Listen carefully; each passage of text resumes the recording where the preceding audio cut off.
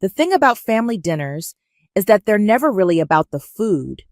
They're elaborate traps disguised as pot roast and small talk, especially in my family. I should have known better than to accept my mother's invitation, but here I was, watching the familiar drama unfold over Helen's famous lasagna. Did you hear about Clyde? My mother's voice carried that practiced tone of concern she'd perfected over the years. They're being evicted next month. I kept my eyes on my plate, pushing a piece of garlic bread around. That's terrible, I said, knowing full well what was coming next. It is terrible, my father Dexter chimed in, right on cue, especially when there are perfectly good solutions available. The silence that followed was heavy with expectation. I could feel their eyes on me, waiting. I'm Livia, by the way, the family ATM, eternal disappointment, and apparently the solution to all of my brother's problems. That second condo of yours is just sitting there, my mother continued, reaching for her wine glass. He has children, Livia. Your niece and nephew need a home. I set down my fork. The condo isn't sitting empty, Mom. Ariel's been renting it for the past year. She's a great tenant, and that property is part of my retirement plan. Plans can change, my father said sharply. Family comes first. I took a slow sip of water, buying time. Clyde makes twice what Ariel does. If he hadn't quit his last 3 jobs, don't you dare judge your brother. My mother's voice cracked like a whip. He's trying his best. Unlike some people, he didn't have everything handed to him on a silver platter. I almost laughed at that. Everything handed to me? I'd worked 2 jobs through college, built my real estate portfolio from scratch, while Clyde, I can help him look for apartments in his price range, I offered, or maybe he could move in with you guys temporarily. Absolutely not, my father cut in. Your mother and I need our space. Besides, that's not the point.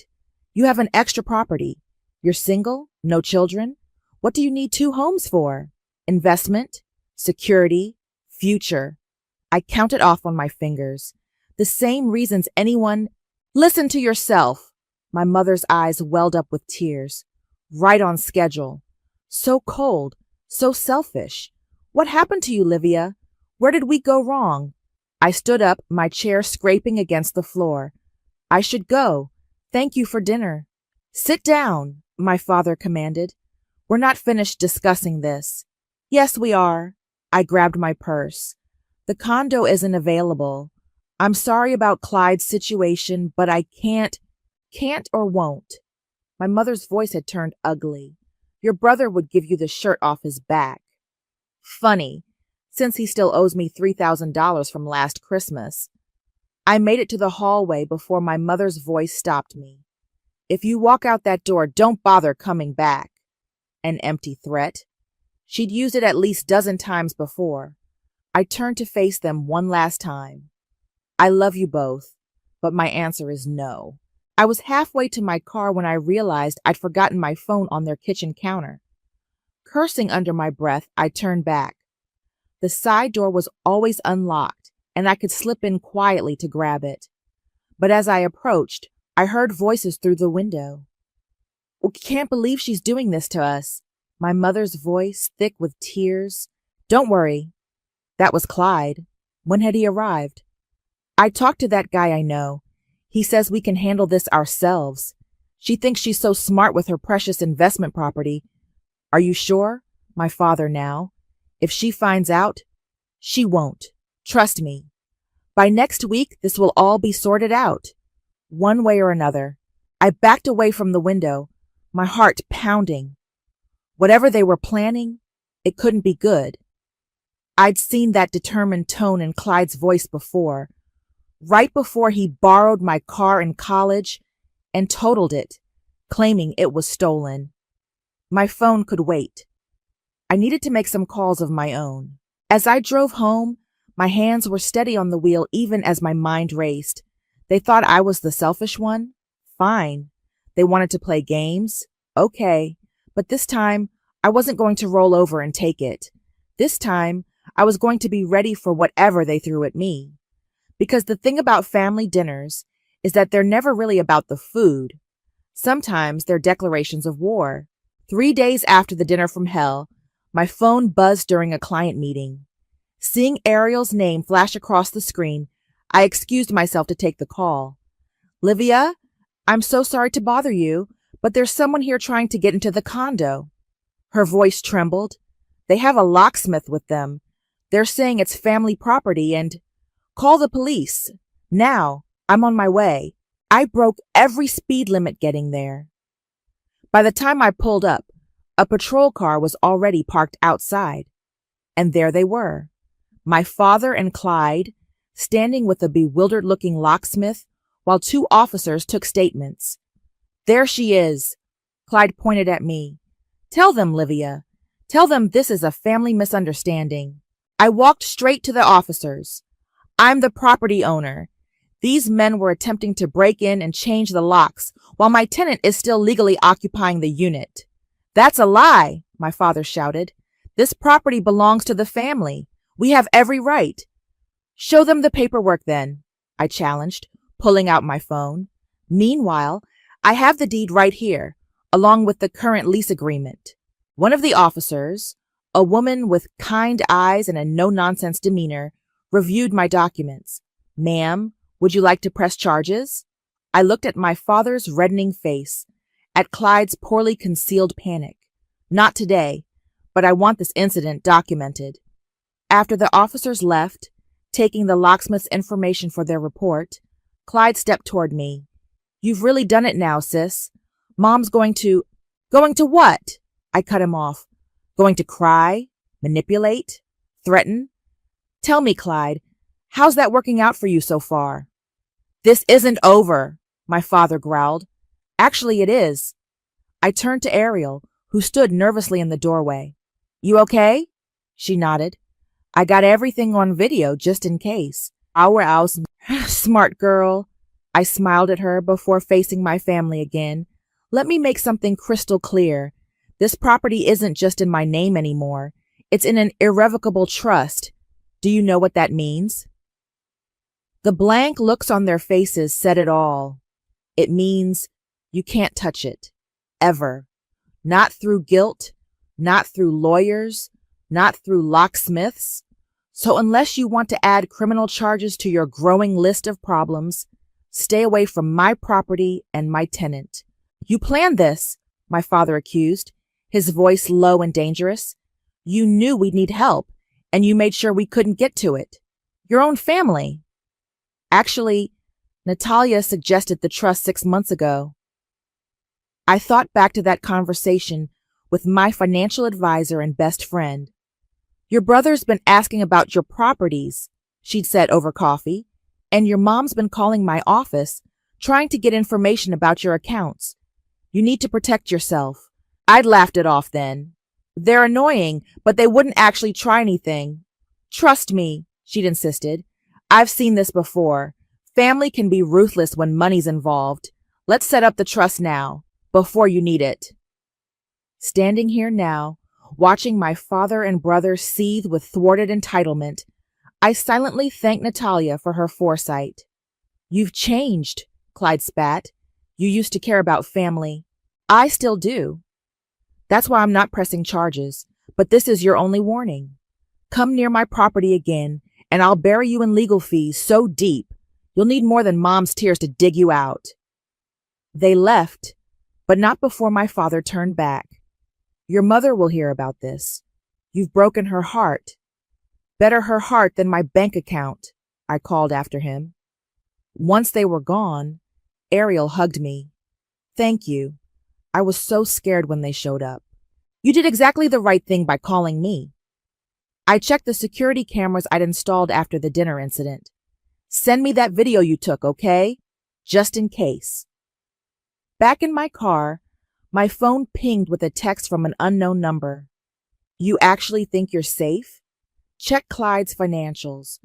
You're not the only one he's trying to screw over." I stared at the message, my hands shaking slightly. Part of me wanted to ignore it, to believe this was the end of their schemes. But I knew better. This was just the beginning. I pulled up Natalia's number. "Hey, Remember when you said I might need a good private investigator someday?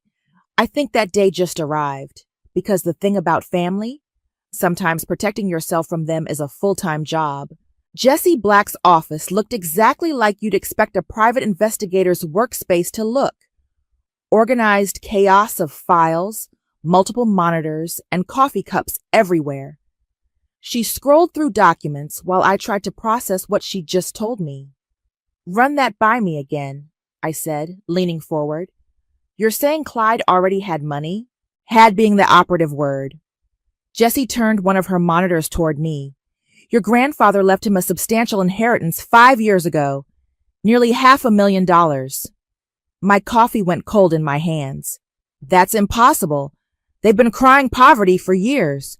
Clyde's always borrowing money, saying they can barely afford groceries. Oh, he burned through it fast enough. Jessie pulled up bank statements, casino withdrawals, failed business ventures, luxury car leases. But here's where it gets interesting. She pointed to a series of transfers. These went to shell companies registered under your father's name. The room seemed to tilt. My father's involved? Deeply. Look at these dates. More documents appeared on screen. Every time Clyde made a major withdrawal, a corresponding amount would show up in one of your father's business accounts, usually disguised as consulting fees. But why would they hide this from me? They're always asking for... The realization hit like a slap. They didn't want me to know they had money when they were begging for mine. Bingo! Jessie sat back. And there's more. Your father's been moving retirement funds through these same shell companies. From what I can tell, he's naming Clyde as a silent partner to avoid some pretty serious tax implications. My phone buzzed. A text from Natalia. Your mother and father just showed up at my office. They're making a scene. I have to go, I told Jessie, standing up. Send me everything you have, and keep digging. I made it to Natalia's office in record time. The receptionist's wide eyes told me everything I needed to know. They're still in there, she whispered. Should I call security? Through the glass walls, I could see my parents facing off with Natalia, who maintained her professional calm even as my mother gesticulated wildly. I pushed open the door in time to hear, How dare you help her betray her family like this? This is a place of business, Natalia said firmly. I'm going to have to ask you to leave. Not until you undo whatever you did with that trust, my father demanded. You turned our daughter against us. No, I announced from the doorway. You did that all by yourselves. They spun around. My mother's face crumpled into her practiced victim expression. How could you humiliate us like this, making us look like criminals in front of the police? Funny you should mention criminals. I pulled out my phone, pulling up the documents Jessie had just sent. Want to talk about Grandpa's inheritance? The one Clyde burned through while still begging me for money? The color drained from my father's face. Where did you... Or maybe we should discuss your shell companies. The creative accounting? I wonder what the IRS would think about... You wouldn't dare, my father growled, taking a step toward me. Natalia's hand moved to her desk phone. Sir, step back or I'm calling security. We're leaving, my mother announced, grabbing my father's arm. But this isn't over, Livia. You think you're so clever with your investigations and your trust, but you have no idea what you're doing to this family. I know exactly what I'm doing, I replied. I'm finally seeing it clearly. After they stormed out, Natalia hugged me. I'm so sorry. I never thought they'd show up here. I'm the one who's sorry, but thank you for everything. You were right about the trust. Don't thank me yet. She looked worried. They're desperate now. Desperate people do stupid things. My phone chimed with a voicemail notification. Lindsay's name appeared on the screen. I played it on speaker. Livia, please. My sister-in-law's voice broke with sobs. Clyde's talking about hurting himself. He says he can't take the shame, the pressure. If anything happens to him, it'll be your fault. His blood will be on your hands. Please, just give him the property. Before it's too late. I deleted the message. My hands steadied despite the rage building inside me. They're trying to manipulate you, Natalia said softly. I know. I gathered my things, and they just made a huge mistake. What are you going to do? I thought about the inheritance, the shell companies, the years of lies and manipulation. They want to play dirty? Fine. Let's see how they handle it when I stop playing nice. Because the thing about manipulation, it only works until your target decides they're done being manipulated. Lindsay's voicemail haunted me for exactly 6 minutes, the time it took to drive to Flynn's law office. My attorney was already waiting, documents spread across his desk like battle plans. Your brother's suicide threat, Flynn said, reviewing the voicemail I'd forwarded. Classic emotional extortion. We're documenting everything. Should I be worried? I asked, thinking of Clyde's theatrical tendencies. About his safety? No. About what this reveals about their tactics? Absolutely. Flynn pulled up a file on his computer. They're escalating. First, physical intimidation with the locksmith. Now, psychological warfare. We need to move fast. Natalia arrived with a stack of financial records. You're going to want to see these, she said, spreading them across Flynn's desk. Dexter's been busy. Look at these transfers. I leaned in, scanning the documents. These dates, they line up with every time I refuse the money. Exactly. Natalia pointed to specific transactions. Every time you said no, they moved funds between accounts. They were never desperate. They were hiding assets. My phone buzzed. Ariel again. Livia, Clyde and Lindsay are outside the building. They're telling everyone I'm squatting in their property, that you stole it from them. Stay inside, I ordered. I'm calling the police. Flynn held up a hand. Wait. Let's use this. Record everything they say. We need to establish a pattern of harassment. An hour later, I had what I needed. Video footage of Clyde screaming at my tenant, Lindsay dramatically sobbing about their homeless children, and multiple witnesses to their behavior. Perfect, Flynn said, reviewing the footage. Now, about those financial records. My phone rang again. Unknown number. Miss Summers, a stern voice asked. This is Capital One Fraud Department. We're calling about some unusual activity on your account. My blood ran cold as the representative detailed thousands in charges, all under my name, all authorized with my social security number. I never opened that account, I said, putting the call on speaker. The application was submitted last week, the rep explained. With all your correct information, Flynn was already typing. Identity theft. Add it to the list. After the call, I sat in stunned silence. Natalia squeezed my shoulder. You okay? They used my social, I said quietly. My own family. This is good, Flynn interjected. Well, not good, but useful. Identity theft is federal. They've crossed a line that can't be uncrossed. What's our next move? I asked. We go nuclear. Flynn pulled out a fresh legal pad. First, we file fraud charges. Then, we prepare a civil suit detailing everything, the harassment, the financial crimes, all of it. But most importantly, he smiled grimly, we make it public. Public? My stomach lurched. They're counting on your silence, Natalia added. On your shame. Break that and their power crumbles. My phone chimed with a text from Lindsay. Hope you're happy. Clyde's in the hospital. This is all your fault. I showed it to Flynn, who immediately started typing on his phone. Checking local hospitals. Nothing. No admissions under his name in the last 24 hours. Another lie. That's it. I stood up, anger finally overwhelming caution.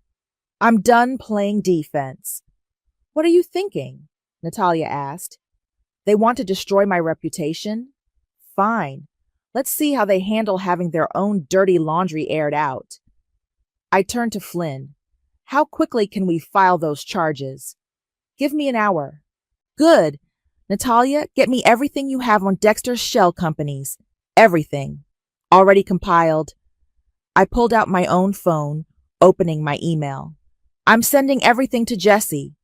Let's see what else she can dig up about their finances.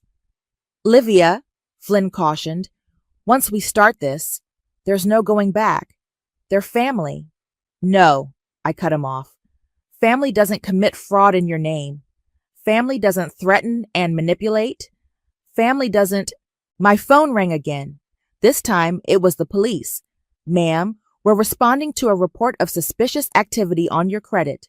Multiple accounts opened in your name, totaling over $50,000 in charges. I put the phone on speaker, letting Flynn and Natalia hear every detail. With each new revelation, my resolve strengthened. They hadn't just crossed a line, they'd obliterated it. File everything, I told Flynn after the call ended. Every charge, every threat, every lie. No more protecting them. Because the thing about family secrets, sometimes the only way to break their power is to drag them into the light. As I left Flynn's office, another text came through, this time from an unknown number. You think you're untouchable with your fancy lawyer? Wait until you see what's coming next. I smiled, screenshot the message and forwarded it to Flynn. Let them come. This time, I was ready. I found Clyde waiting in my office parking lot the next morning. He looked terrible, unshaven, dark circles under his eyes, wearing the same martyred expression our mother had perfected. We need to talk, he said, pushing off his car. About the credit card fraud? I kept walking. Or about faking a suicide threat? He followed me to the building entrance. It wasn't supposed to go this far. Mom and Dad, they said, stop. I turned to face him. Just stop. I've seen the financial records, Clyde. I know about Grandpa's inheritance. His face went slack. How did you... $500,000, I said, watching him flinch. You had $500,000 while begging me for rent money, while letting Mom guilt me about your struggling family. You don't understand, he stammered. Dad said we needed to invest it in his business ventures. He promised it would triple. And the credit cards in my name? Was that Dad's idea too? He looked away. We were desperate. Desperate? I laughed bitterly. You were desperate after blowing through an inheritance that could have bought you a house? After helping Dad commit tax fraud? Keep your voice down, he grabbed my arm. I jerked away. Don't touch me. Ever. What do you want? His voice cracked. Money? Fine, I'll pay you back. Just drop this whole investigation thing. You're going to ruin everyone's lives.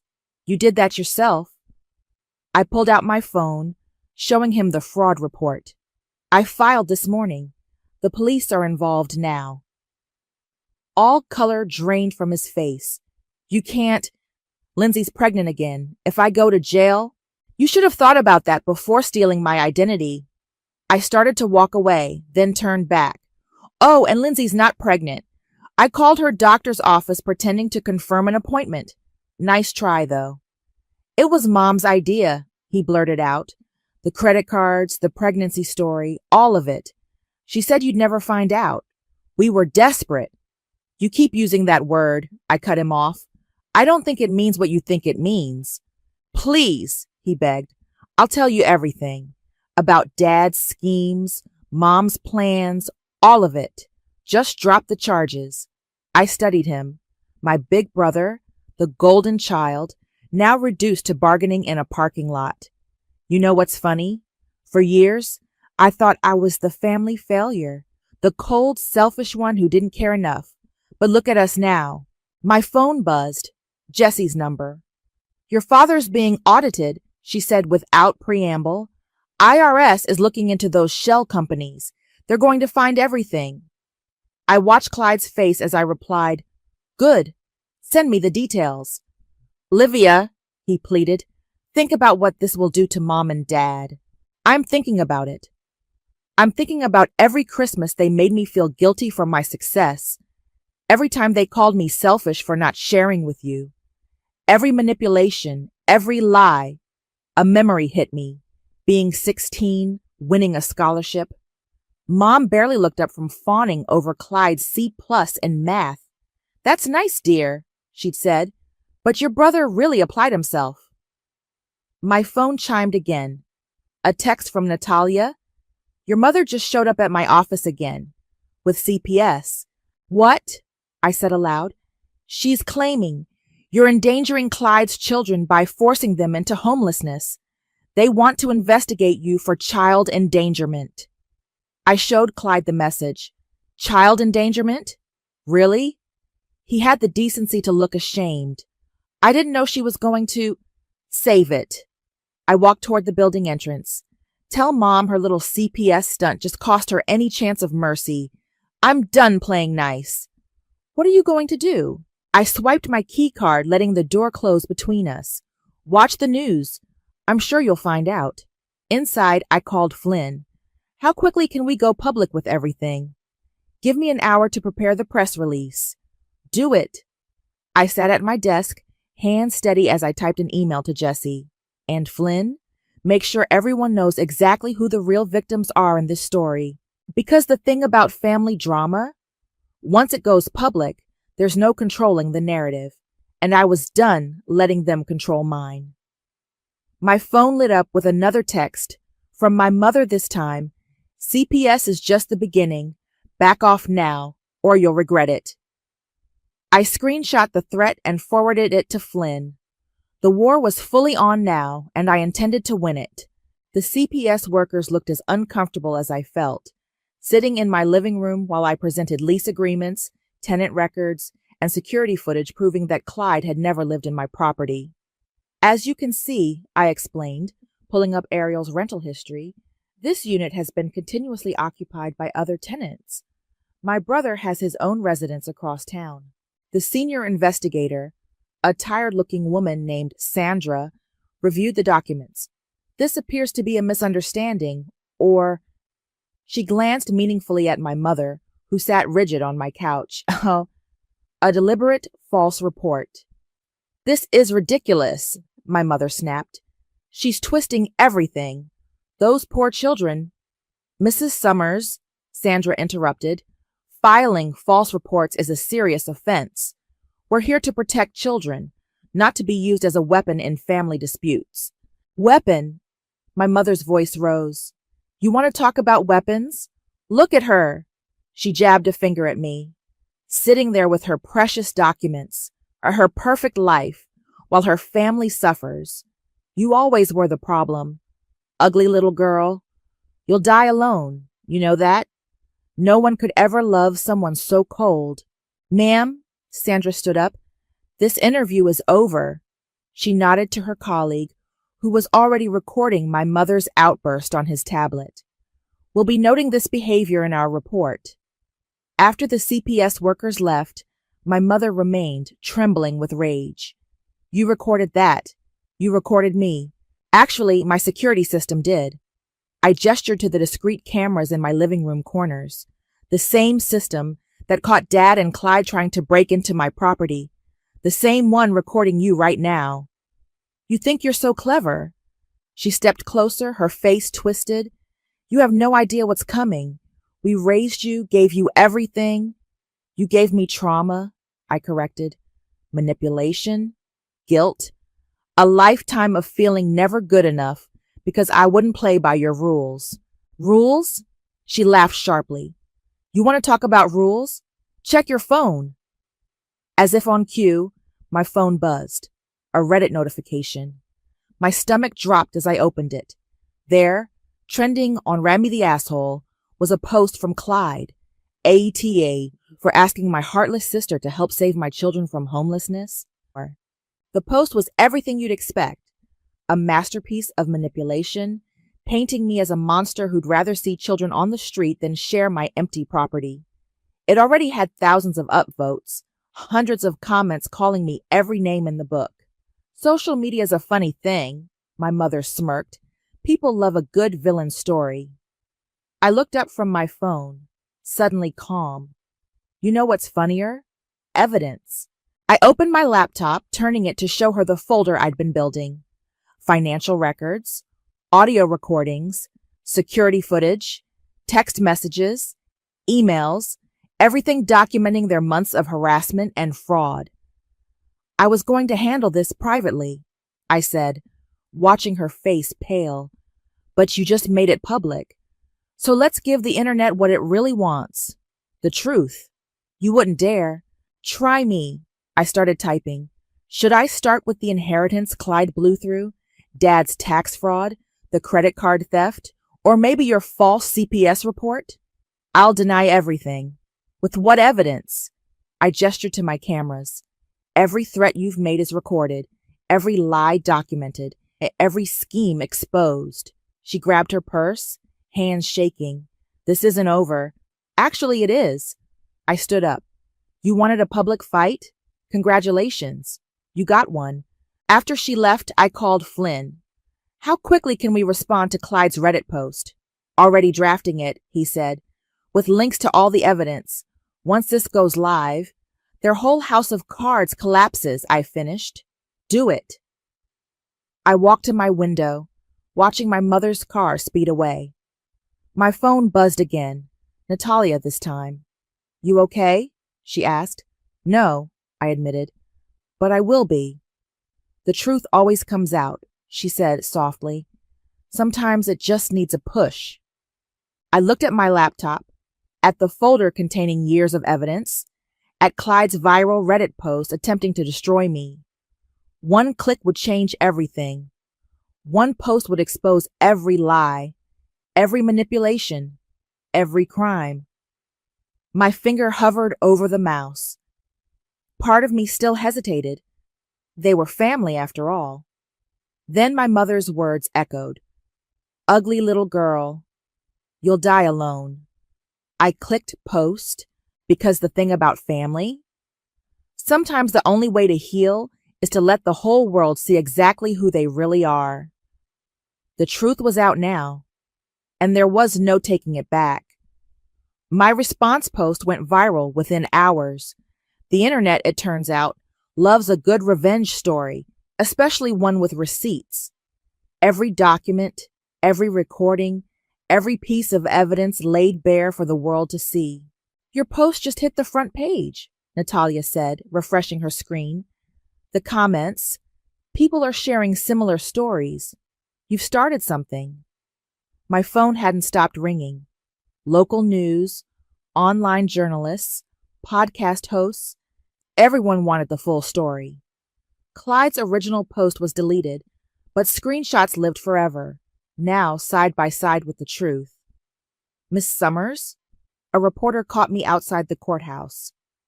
Can you comment on your father's arrest? I turned to face the cameras. Everything I have to say is in the evidence I provided to authorities. But how do you feel about... How do I feel? I interrupted, surprising myself. I feel relieved. The truth is finally out. Financial abuse is still abuse. Family manipulation is still manipulation. And sometimes the bravest thing you can do is say no more. Inside, Flynn waited with updates. Your father's being charged with tax evasion and fraud. Clyde's facing identity theft charges. Your mother, he checked his notes, the false CPS report is being investigated. And Lindsay left town last night, posted a long Facebook statement distancing herself from everything. Smart woman, finally. My phone buzzed. A text from Jessie. You need to see this. She'd forwarded a link to a local community Facebook group. There was my mother, posting a tearful video about her mentally unstable daughter destroying the family. Don't worry, Jessie added. I've got screenshots of her deleting comments that expose her lies. The next few days passed in a blur. More evidence emerged as others came forward. Former business partners my father had cheated, distant relatives who'd been scammed, old friends who'd witnessed the manipulation. Your story inspired my daughter to finally stand up to her abusive in-laws, one message read. I thought I was alone in dealing with financial abuse from family, said another. Thank you for showing me I'm not. A week after my post, I stood outside the courthouse again. My father had just been denied bail, flight risk, given the offshore accounts Jessie had uncovered. Was revenge worth it? a different reporter this time, holding out her microphone. I looked directly into the camera. This isn't revenge. This is justice. This is saying enough to years of abuse disguised as family obligation. This is showing others they don't have to accept manipulation just because it comes from people who share their DNA. My phone lit up with a notification. Clyde had posted again, this time a confession.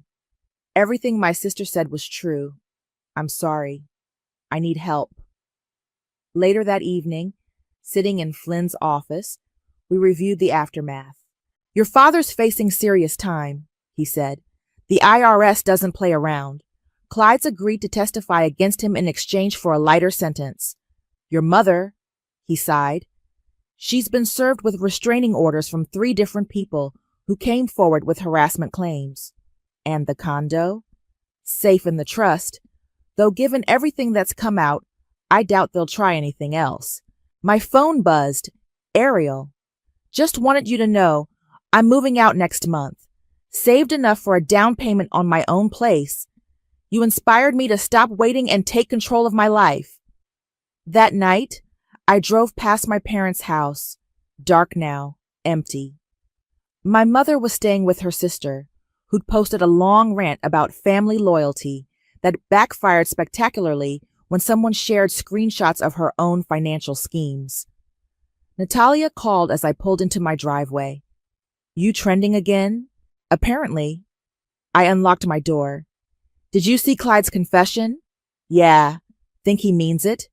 Doesn't matter anymore. I settled onto my couch, feeling the weight of the past weeks. It's out of my hands now. The truth is doing its job. Any regrets? I thought about my father in his cell, my mother's tearful videos, Clyde's fall from grace. Only that I didn't do it sooner. Because the thing about karma, sometimes it needs a witness. Sometimes the best revenge isn't plotting in secret.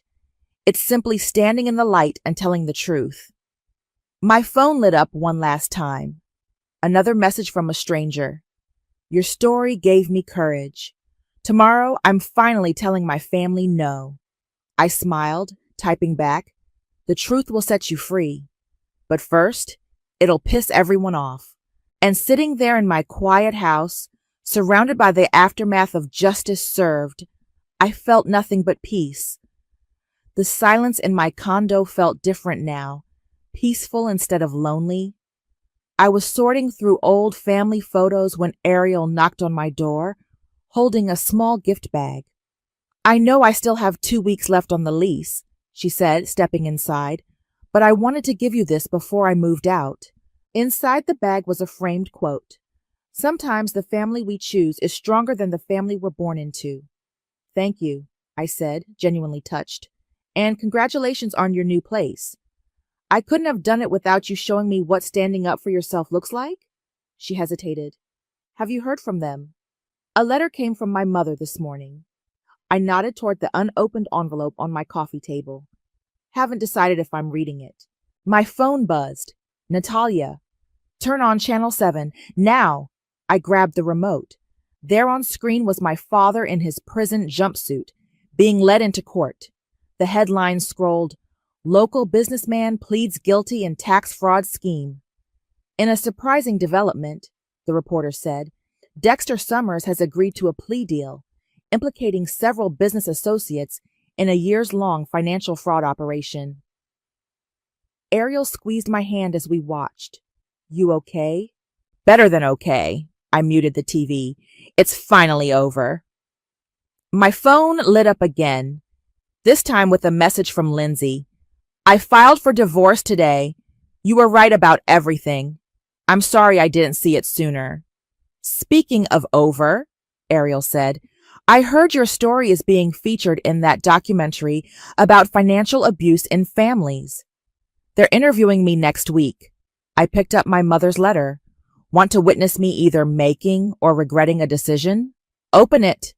The letter was exactly what I expected. 3 pages of guilt, blame, and zero accountability. You've destroyed this family, she wrote. I hope you're happy in your empty life with your empty victory. I handed it to Ariel, who read it, and shook her head. She still doesn't get it. No, I agreed, taking the letter to my fireplace. But I finally do. As the pages curled and blackened in the flames, my phone chimed with an email notification. The subject line read, "Thank you for saving my life. Dear Livia," it began, "I was going to give my manipulative family my entire retirement fund because family helps family. Then I read your story. Today I said no. They're furious, but I'm free. Thank you for showing me the way." Ariel read over my shoulder. "You've started a movement, you know. People are waking up. Maybe that's what this was all about." I gestured to the burning letter. Not revenge, not even justice, just truth. My doorbell rang. Natalia stood there with takeout bags. "Thought you might need dinner and a friend tonight." As we ate, more messages poured in. Stories of courage, of boundaries set, of freedom found. Each one a reminder that the price of truth, however heavy, was worth paying. "I have something to show you," Natalia said, pulling out her tablet. "Remember that post you made about turning pain into purpose?" She pulled up a website, Financial Freedom from Family Fraud, a resource center for people dealing with family financial abuse. "It launches next week," she explained. "People need guidance, support, legal resources. Your story showed us that." I stared at the screen, at the tagline, because love shouldn't cost you everything. "This is perfect," I whispered. My phone buzzed one last time. "Jesse, just got word. Your mother's sister is under investigation too. The whole house of cards is falling." Ariel raised her glass. "To karma." "To truth," Natalia added. "To freedom," I finished. Later, after they'd left, I walked through my quiet home. The photos I'd been sorting still lay scattered, memories of a family that never really existed except in carefully staged pictures. I gathered them up not to hide or burn, but to keep. Because sometimes the best revenge isn't destroying the past, it's building a future that makes that past irrelevant. Opening my laptop, I began typing, "Dear Internet family, today someone asked if I regret exposing the truth. Here's my answer. The only thing I regret is believing I deserved the abuse. So here's what I want you to know. Because the thing about family, sometimes letting go is the strongest way to hold on to yourself. And sometimes karma doesn't just need a push. It needs a witness, a voice, and a community brave enough to say, 'Me too. I believe you. You're not alone.'" I hit post and smiled. The silence in my home wasn't just peaceful now. It was powerful. I stared at Tom's back as he walked away, his sister Nancy trailing behind him like an obedient lapdog. "Maggie, taking care of your mother-in-law is your job while we're gone. Don't mess it up," he tossed over his shoulder without even a glance in my direction. As the front door slammed shut, I let out a long breath, my shoulders sagging. 4 weeks alone with Caroline, Tom's bedridden, mute mother. The same woman who had treated me with thinly veiled disdain from the moment I'd married her son 5 years ago. I trudged up the stairs to Caroline's room, dreading the next month. She lay motionless on the bed, her pale, wrinkled face expressionless as always. "Well, Caroline, looks like it's just you and me," I muttered, receiving no response. The first week passed in a blur of monotony. I fed Caroline, bathed her, changed her bedding, all while she stared blankly ahead, never uttering a sound. The silence was deafening, broken only by the occasional creak of the old house settling. On the 8th day, something shifted. As I leaned over to adjust Caroline's pillows, her bony hand shot out, gripping my wrist with surprising strength. I gasped, meeting her piercing blue eyes for the first time. "Enough of this charade, Maggie," she rasped, her voice rough from disuse. "We have work to do." I could only gape at her, my mind reeling. Caroline pushed herself upright, swinging her legs over the edge of the bed. "But how? You've been—" "Pretending," she finished, a wry smile tugging at her lips, playing the helpless old woman to avoid dealing with my wretched family. As she began to explain, revealing a web of deceit and cruelty I'd never imagined, A fierce determination took root within me. Tom's betrayal ran deeper than I'd ever known, but now with Caroline's help, I would unravel every last secret. The game was on. As Caroline's revelations sank in, a wave of emotions crashed over me. Shock, anger, betrayal. I had always known Tom's family was a little off, but this was a whole new level of depravity. How could you let them treat you like that? I demanded, my voice shaking with fury. You're their mother, their own flesh and blood. Caroline's expression hardened. At first, I tried to fight back, but they slowly stripped me of everything. My money, my power, even my dignity. By the time I realized the truth, it was too late. Her eyes bored into mine, icy and resolute. That's why we have to stop them, Maggie, before they do the same to you. A shiver ran down my spine at her ominous words. Was that Tom's plan all along? To isolate me, make me dependent on him and his vile family? The thought made me sick. Start from the beginning, I urged Caroline. I need to know everything. And so she told me a sordid tale of greed, manipulation, and outright cruelty that made my blood boil. How her late husband's inheritance had sparked a vicious power struggle within the family. How Tom and Nancy had slowly turned against her, stripping her assets and forcing her into a life of subservience, all under the guise of caring for their poor, helpless mother. By the time Caroline finished, hot tears of rage stung my eyes. Those bastards, I spat, using their own mother like that. A gnarled hand gripped mine, startling me. That's why we have to fight back, Caroline stated, her voice laced with steel. They won't see it coming. A plan began to form, pieces slotting into place like a twisted puzzle. We would follow Tom and his wretched family to Maui, catch them in the act of whatever new scheme they were hatching. And when we did, justice would be ours. Over the next few days, Caroline and I hatched our plan. She knew someone who could help us, an old friend named Mark who used to work as a private investigator. Are you sure we can trust him? I asked warily as Caroline dialed the number. She shot me a reassuring look. Mark's one of the few decent people left in this world. He'll help us bring those snakes down. The phone call was brief, but by the time Caroline hung up, a sly grin had crept across her weathered features. He's in. Said he's been itching for some juicy drama to sink his teeth into. A surprising burst of laughter escaped my lips. Who would have thought sweet demure Maggie Owens would be plotting an elaborate revenge scheme? If Tom could see me now... The thought of my treacherous husband sobered me instantly. Caroline must have noticed my change in demeanor, because she reached out and gave my hand a comforting squeeze.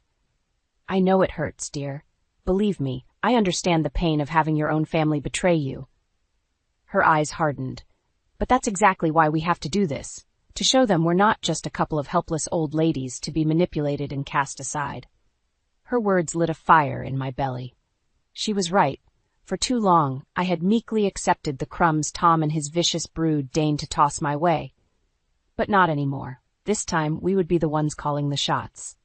Mark arrived 2 days later, a rumpled but kind-looking man in his 40s. As Caroline introduced us, I studied him carefully, looking for any signs of dishonesty or ulterior motives, but his warm brown eyes crinkled with genuine compassion as he shook my hand. "Don't you worry, Maggie," he said in a gentle southern drawl. "We're going to nail those lying snakes, but good." And so we got to work, poring over flight manifests and hotel reservations, mapping out every step of Tom's upcoming trip to Maui. With each detail we uncovered, my resolve solidified like steel. Finally, the day arrived. As I stood in the kitchen watching the black Suburban pull away, Tom's stupid, smug face visible through the tinted windows, I felt a surge of vicious satisfaction. Let him enjoy this little vacation. It would be his last taste of freedom before everything came crashing down around him. I turned to find Caroline and Mark watching me, twin expressions of grim determination etched on their faces. Time to go hunting. With Tom and his family now en route to Maui, the real work began. Mark sprang into action, a whirlwind of phone calls and computer searches as he dug up every scrap of intel on their targets. "This Tom fella sure loves his luxury resorts," he muttered, scribbling notes on a legal pad. "But we can use that against him." Caroline and I huddled close, watching with bated breath as Mark cross-referenced hotel listings and flight schedules. Finally, he circled something with a triumphant flourish. "Got it! They're staying at the Grand Wailea Resort. Pricey place, but that means more staff to bribe for information. He shot us a conspiratorial wink. A sly grin tugged at Caroline's lips. Excellent work, Mark. Now about getting us over there discreetly. By the time Tom's sniveling voice crackled over the answering machine with some half-baked excuse about needing to extend their stay, we were ready. Fake identities, meticulously forged documents, Mark had covered every base with the same care as a master artist crafting his next masterpiece. The morning we left, I stood in the driveway, squinting against the harsh Arizona sun as I drank in the sight of my quaint little house. Once upon a time, it had represented everything I'd ever wanted. A loving home, a caring husband, maybe even children someday. Now it was just another empty facade, a monument to the lies my life had become. Tossing my suitcase into the trunk with a decisive thunk, I slid into the back seat beside Caroline. Her face was set in stony determination, any traces of frailty or fear utterly banished. This was a woman who had stared into the depths of betrayal and emerged emboldened, ready to face any challenge head-on. As Mark peeled out of the driveway, I twisted in my seat for one last glimpse of the house rapidly disappearing behind us. A strange sense of finality washed over me, as if I were shedding an old, tarnished skin and being reborn into something new, something stronger, uncompromising, unafraid. This time, there would be no more lies, no more hiding in the shadows while others schemed and plotted in the light. This time, the snakes would get their just desserts. Maui was every bit as beautiful as the glossy travel brochures promised. Sun-drenched beaches, swaying palms, and crystal-clear waters that seemed to beckon weary souls. Too bad we weren't there for a vacation. Mark had booked us a modest room at a different resort, far enough away to avoid any accidental run-ins with Tom's crew. Not that they'd recognize us anyway, thanks to his meticulously crafted fake identities. First order of business, he said, tossing a stack of crisp bills on the rickety table, is getting eyes and ears inside the Grand Walia. Caroline's eyes glinted with determination. Leave that to me, dear. I have a few tricks left up my sleeve. True to her word, within 48 hours, she'd made some very lucrative friends among the resort staff. A maid, a bartender, even the concierge. All it took was flashing a little cash, and they were more than happy to keep their eyes peeled for any suspicious behavior from the Owens family. The first report came 3 days later, delivered in a hushed voice over burner phones like we were deep undercover spies. Becca, the maid, had spotted Tom getting awfully cozy with a pretty young blonde by the adult pool, hand-holding, whispered endearments, the works. White-hot rage lanced through me at the mental image. So not only was the bastard cheating, he was bold enough to do it right under his family's noses? I fought the urge to hurl the phone across the room as Caroline flashed me a sympathetic look. There's more, Becca continued in a trembling voice. I overheard Nancy and that trollop Becca talking about some kind of plan to cut you out, Maggie, make it look like you just up and left Tom high and dry so they could take the house. The room seemed to spin around me as the weight of her words sank in. So that's what this whole sick charade had been about. Robbing me of everything I had left, leaving me destitute and alone. Tears of fury stung my eyes as Caroline reached out to grip my arm, steadying me. Breathe. Maggie, she murmured. We've got them right where we want them. Taking a shuddering breath, I forced myself to nod. Caroline was right. Panicking now would only play right into their hands. We had to stay focused, gather every last shred of evidence to crush them utterly. Over the next few days, the calls kept coming. Sordid details of Tom's affair, overheard conversations about their insidious plot to steal my home and inheritance. With each new revelation, the white-hot anger burning in my chest flared brighter, becoming an inferno of righteous indignation that threatened to consume me. Finally, the night before we were scheduled to strike, Mark gathered us around the cheap motel table with a grim look. We've got everything we need to bury those snakes, he stated, his deep voice laced with conviction. Photos, recordings, the whole 9 yards. They won't be able to talk their way out of this one. Caroline reached across the table, grasping my hand in a vice-like grip. Are you ready, dear? Once we start down this road, there's no turning back. Meeting her blazing gaze, I felt something shift deep inside, a sense of unshakable purpose, of being in the dead calm eye of the storm before all hell broke loose. This was it, the moment everything changed. "Let's do this," I said, the words ringing with a cold finality. Tomorrow, the Owens family would reap what they'd sown, and this time, I'd be the one dealing the blows. The next evening, showtime arrived. Mark had managed to score us a reservation at Ferraro's, one of the ritziest restaurants at the Grand Wailea, the perfect place to spring our trap. As the valet whisked our rental car away, I smoothed my hands over the slinky black dress Caroline had insisted I wear. "You want them squirming, dear," she'd said with a wicked glint in her eye. "Give them something to look at." The maitre d' led us through the opulent dining room, weaving between tables filled with vacationing millionaires obliviously enjoying their overpriced meals. My heart was pounding a staccato rhythm in my chest as we approached our destination, a semi-secluded alcove near the back, perfectly positioned for our little encounter. They were already there. Tom, resplendent in a tailored linen suit that probably cost more than my car. Nancy, draped in gaudy jewels befitting a faded aristocrat. And beside them, the pretty young blonde I recognized from the photos, Becca, Tom's latest conquest. I felt Caroline tense beside me as we approached, no doubt fighting the urge to rush forward and unleash decades of pent-up fury. Mark's reassuring hand on my elbow was the only thing keeping me grounded. Tom was the first to notice us, his brow furrowing in confusion that quickly morphed into ill-concealed panic. "And Maggie? What are you doing here?" Well, if it isn't the happy family," I drawled, surprised by the biting sarcasm dripping from my words. "Enjoying your vacation, Tom?"